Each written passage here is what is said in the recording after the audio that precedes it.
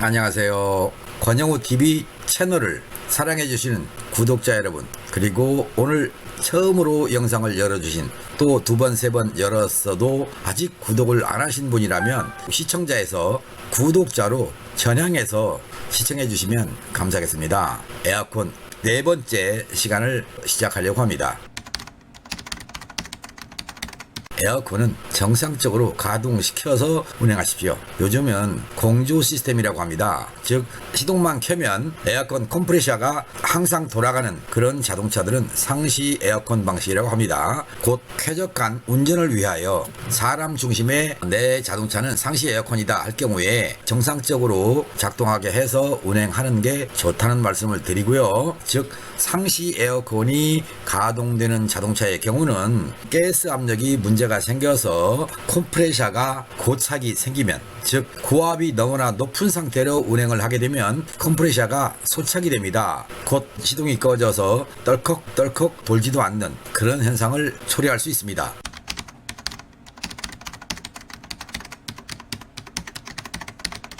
주유소까지 잘 갔습니다. 기름을 넣고 시동을 걸었더니 떨컥 하고 말아버리는 겁니다. 주변에 있는 정비업체에 가서 부탁을 했더니 엔진이 붙었다, 곧 크랭크축이 붙었다, 이런 뜻입니다. 보링을 해야 됩니다 라는 결론에 직면하게 됐고, 자동차의 소유자께서는 연락을 주셨습니다. 견인해서 차를 가지고 오겠다고 합니다. 주변에 있는 제자업소로 보내드렸습니다. 운행을 했지 않습니까? 주유소까지는 순식간에 붙을 수도 있습니다. 붙기 위해서는 어떤 징조가 있어야 됩니다. 징조가 없는 상태로 운행을 했다는 얘기는 결론은 컴프레셔 아니겠습니까? 벨트를 벗겨봐라, 그리고 시동을 걸어봐라. 시동이 걸린답니다. 그러면 뭡니까? 발전기가 붙어 있거나 컴프레셔가 붙어 있거나 둘 중에 하나 아니겠습니까? 그 둘 중에 하나 중에서 발전기는 손으로 돌려보니 잘 돌아가고, 그러면 결론은 컴프레셔죠. 컴프레셔가 소착이 된 겁니다.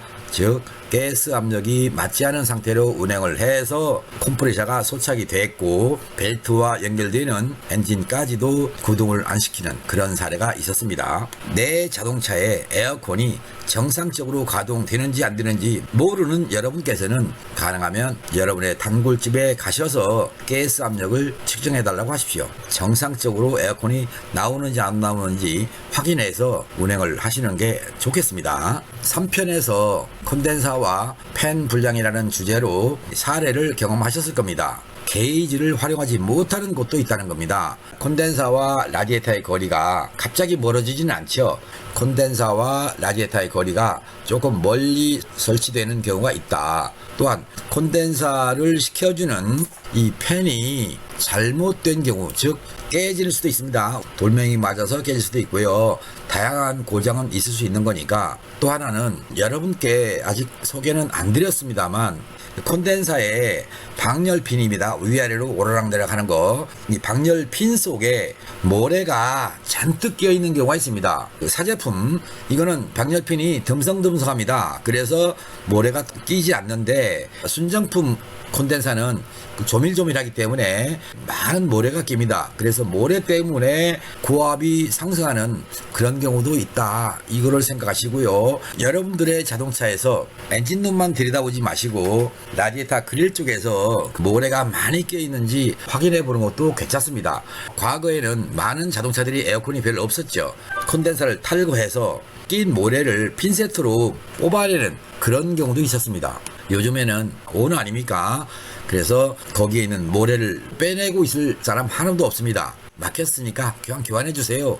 이렇게 교환하는 경우가 있지만, 귀한 에어컨 시절에는 그 사이사이에 모래를 빼내기도 했다. 이렇게 하시고요. 지난 시간에 방송했던 내용 여기죠. 라디에이터와 콘덴사의 거리, 콘덴사와 라디에이터의 거리, 그 다음에 여기에 있는 이 콘덴사가 문제를 일으킨다, 사제품이 껴있다, 팬, 얘가 사출불량으로 바람을 정상적으로 일으키지 못한다. 그리고 또 하나는 팬과 콘덴사와의 거리가 멀어서 콘덴사 냉각을 못 시켜준다.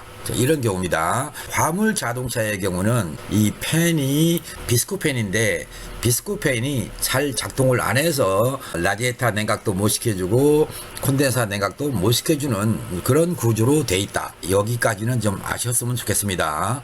여기 있는 것은 리시버 드라이어입니다. 이렇게 가스가 흘러서 돕니다. 그런데 여기 1이라고 써놓은 거, 여기는 방열핀이 조밀조밀하다는 표시로 그려본 겁니다. 찍어놓은 사진이 있는데 검색이 안 됩니다. 그래서 그냥 이미지로 그려봤습니다. 그리고 2번은 방열핀이 듬성듬성하다는 뜻입니다. 이해하셨습니까? 출고돼서 콘덴서를 한 번도 바꿔보지 않았다. 그러면 1번과 같은 조밀조밀한 방열핀의 모습을 볼 수 있고요. 혹시 에어컨 정비를 하면서 콘덴서를 바꿨다. 그럴 경우는 2번과 같은 콘덴사가 있을 수도 있다 생각하시고요.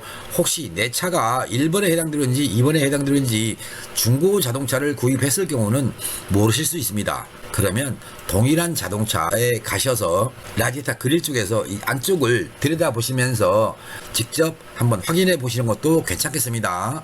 세 번째 같은 경우는 어떤 경우냐면 가스관이 팽창한 겁니다. 가스 압력이 높아지면 이렇게 팽창합니다. 가스관이 배가 불렀죠. 배가 부르니까 가스관과 관 사이 방열핀이 휘는 겁니다. 이렇게 S자 모양으로 휘입니다. 이렇게 되면 휘면서 틀어집니다. 똑바로 서 있는 게 아니고 약간 휘입니다. 비틀어지기 때문에 바람이 통과를 못합니다. 그래서 고압이 높아지고 저압도 높아지고 에어컨이 안 시원한 케이스가 됩니다. 그걸 생각하셔서 이 방열핀이 상하로 있는지 약간 S자 모양으로 굴곡이 되어 있는지 한 번쯤은 확인해 보시는 것도 괜찮겠습니다. 그리고 여기 콘덴사에 대한 확인 방법이기 때문에 참고하시고요. 현재 이 이미지는 카프로 클럽 정비사들한테 교육용으로 배분하고 이걸 이용해서 진단하고 정비해가는 자료로 만들어 놨던 건데 여러분께 소개해 드리고 있습니다. 여기 컴프레셔라고 써 있습니다. 컴프레셔입니다. 플렉시블 호스라고 되어 있는데요. 컴프레셔는 어디에 붙어 있습니까? 엔진에 붙어 있죠. 엔진이 기우뚱기우뚱 진동하지 않습니까? 그 진동하는 것을 거기서 흡수해 줘야 됩니다. 만일에 이 호스가 없다면 단단한 쇠파이프로 배관이 연결되는 겁니다. 그래서 엔진이 움직이면, 즉 악셀을 밟았다 놨다 할 때 엔진이 기우뚱기우뚱 하면 에어컨 파이프가 절단이 됩니다. 절손이 되는 겁니다. 끊어지는 걸 막기 위해서 고압, 저압의 호스를 이용해서 만들어져 있습니다. 즉 모든 자동차의 에어컨의 경우는 고압 측에도 있고 저압 측에도 있다, 그런 뜻입니다. 플렉시블 호스가 문제가 되는 경우가 있기 때문에 지금 보여드리는 것이고요. 리시버 드라이어 1번 타입이라고 돼 있죠. 컴프레셔에서 나와서 그리고 콘덴사 거치고 여기 리시버 드라이어 거쳐서 리시버 드라이어 여기는 A, B, C로 구분했는데 B 말고 C도 말고 파이프처럼 된 것도 있다, 이렇게 설명드렸고요. 익스펜션 벌브를 거쳐서 에바포레이터를 거치고 얘가 다시 컴프레셔로 간다. 그때 회로도를 그려놨는데요. 말씀드려야 하는 내용이 길어서 5편에서 다시 여기에 대한 설명을 좀 드리는 게 좋겠고요. 오늘은 H1, H2, H3, H4, H5 이렇게 돼 있죠. 그리고 저압 측에는 로우 1입니다. L1, L2, L3 이런 식으로 이 포지션은 뭐냐면 이겁니다. 여기에 지금 여기가 고압 연결용 피팅이고요. 여기는 저압 연결용 피팅입니다. 이게 어디에 있느냐? 자, 그것을 말씀드리기 위해서 H1부터 H5까지 그리고 L1부터 L3까지 이렇게 표시해 놓은 겁니다. 지금 보셨던 차에서 사진을 통해서 보셨던 포지션은 뭐냐면 H5입니다. 그리고 L1입니다. 즉 H5에서 고압을 측정하고 L1에서 저압을 측정하는 구조다, 이런 뜻입니다. H5와 L1이 있는 상태에서 가스 압력을 봅니다. 이런 상태에서 에어컨 성능이 나쁠 경우가 있습니다. 즉 고압도 정상적으로 올라가지 않고 저압은 정상적으로 내려가지 않는, 저압은 약간 높은 포지션에 있고 고압은 정상보다 낮은 포지션에 있다. 엑셀을 밟아도 그 변화량이 미미하다. 이럴 때 컴프레셔가 못 당긴다, 못 밀어준다 라고 하는 생각에서 컴프레셔를 바꿉니다. 컴프레셔 아닙니다. 컨덴서 냉각, 쿨링팬 냉각, 비스코팬 이거 아닙니다. 여기서 비스코팬이라는 거는 FC라고 해놨는데 팬 크러치 또는 비스코팬이 불량이 난 것도 또 콘덴서가 불량이 난 것도 리시버 드라이가 막힌 것도 아니다. 그러면 뭐냐? 그렇죠? 여러분 궁금하시죠? 바로 차량에 따라서 익스펜션 밸브가 문제를 일으키는 경우가 바로 이겁니다. 여기 저압측 플렉시블 호스가 문제가 되거나 컴프레셔에 가스 인 필터라고 돼 있죠. 여기 이 자리에 불순물을 걸러주기 위해서 모기장처럼 생긴 필터가 있습니다. 그 필터에 이물질이 꽉 껴버린 경우가 있습니다. 차종마다 다르지만 그런 차들도 있다. 즉 거기서 막혀 있으면 컴프레셔가 아무리 세게 돌아도 들어오지 못하기 때문에 고압이 안 올라갑니다. 막혀 있으니까 당겨지는 가스도 못 당기지 않습니까? 그래서 저압은 높습니다. 대신에 고압은 정상보다 낮은 포지션에 자리해야 한다. 자, 그런 뜻입니다. 좀 이해가 되십니까? 아닐 겁니다. 정비사들은 고생을 많이 해봤기 때문에 아실 겁니다. 아, 그 당시에 내가 이런 고생을 했었는데 그거였구나 라고 생각하는, 손뼉을 치는, 수긍하는 정비사도 계실 것이지만 자동차를 운전하는 여러분들은 모르실 겁니다. 혹시나 여러분들의 자동차가 저압이 정상적으로 내려가지 않고 고압은 정상적으로 올라가지 않는다 라고 한다면 저압측 플렉시블 호스가 막혀 있거나 아니면 컴프레셔 입구에 필터가 막혀 있거나, 근데 요즘 차는 없습니다. 그래서 과거의 자동차는 거기가 필터가 있었다. 그 방식은 리시버 드라이어 A타입 이런 경우에 거기에 필터가 있었다. 그런데 지금은 리시버 드라이어가 콘덴서 일체형 리시버 드라이어라고 했습니다. 거기서 정밀하게 걸러주기 때문에요. 컴프레셔에는 필터가 없습니다. 그러면 저압측 플렉시블 호스가 손상이 돼서 엑셀을 밟으면 겉은 멀쩡한데 안에서는 내피가 파손돼서 붙어버립니다. 이렇게 있으면 가스가 잘 지나갈 텐데 이 안에 있는 튜브가 파손돼서 딱 붙습니다. 그러나 겉에서 보기에는 멀쩡하거든요. 그러니까 추워도 저압측 호스가 막혀서 저압이 정상적으로 안 나오는 거나 이것을 모르신다는 얘기입니다. 우리 카프로 클럽 멤버 정비사들한테는 천기누설과 같습니다. 많은 분들이 이 문제로 고생하십니다. 제 강의를 들으면 바로 그 의문점을 풀고 저압측 저 호스를 바꿉니다. 그러면 정상적으로 됩니다. 언제 그랬느냐는 듯이 3일 전에도 오셨었는데 2년 전에 정비했던 차입니다.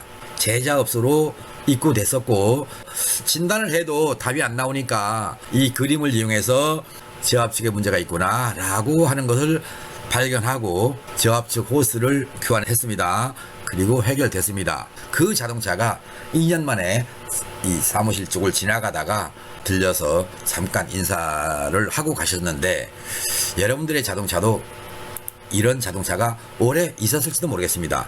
견적이 뭐 100만 원 나왔다, 뭐 120 나왔다 이런 분도 있었고요. 뭐 견적이 7, 80만 원 나왔다 이런 경우도 있었습니다. 그런데 제가 아는 분의 자동차가 저와 멀지 않은 곳에 지금 파견 나와 있는데 그 자동차에서 에어컨이 안 시원해서 컴프레셔, 콘덴서, 에바포레이터 다 바꿨답니다. 팬도 바꿨답니다. 그런데 에어컨이 안 시원합니다. 그래서 저 아는 분한테 제 차가 이래요 라고 했고, 그분이 저한테 전화를 주셨습니다.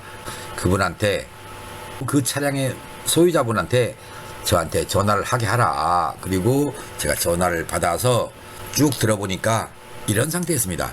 결론은 그 차 돈만 썼다, 잘했어요, 어떻게 하겠어요. 그래야지 아이고 억울해서 어떻게 해요 이러면 안 되잖아요. 잘했어요 라고 했고, 아직 마음에 안 든다면 아직 안 고쳐졌으니까 시간 나면 한번 들려보세요 라고 했는데, 날씨가 점점 자꾸 추워지니까 또 내년 여름까지 가지 않을까, 내년 여름에는 또다시 잊어버리고 어디 가서 또 이것저것 교환하는 정비를 하지 않을까, 자, 그런 생각을 해봤습니다. 네 번째 시간 강좌를 마치려고 합니다. 지금까지 들으시면서 어떤 생각이 드셨습니까? 저는 간단하게 하고 싶은데 쉽지 않습니다. 말 몇 마디 안 하면 금방 1인분 분량 나옵니다. 속도를 조절해서 좀 빠르게 해서 내보낼까도 생각했습니다만 제 방송은 공부하는 차원으로 보시라고, 그래야 여러분들의 자동차에서 문제가 생겼을 때 보셨던 방송 내용을 기억하고 여러분이 미리 알아두시라는 차원으로 드리는 방송이기 때문에 내년 여름에는 잊을 수 있지만 그래도 기억력을 좀 되살린다면 내년 여름에 에어컨으로부터 자유로운 자동차가 될 것이고, 아직 조석으로는 쌀쌀하지만 낮에는 불편함이 발생하지 않도록 여러분께 도움을 드리는 그런 방송이 되어 갈 것입니다. 시청해 주신 여러분 감사합니다. 물러가겠습니다. 바이바이.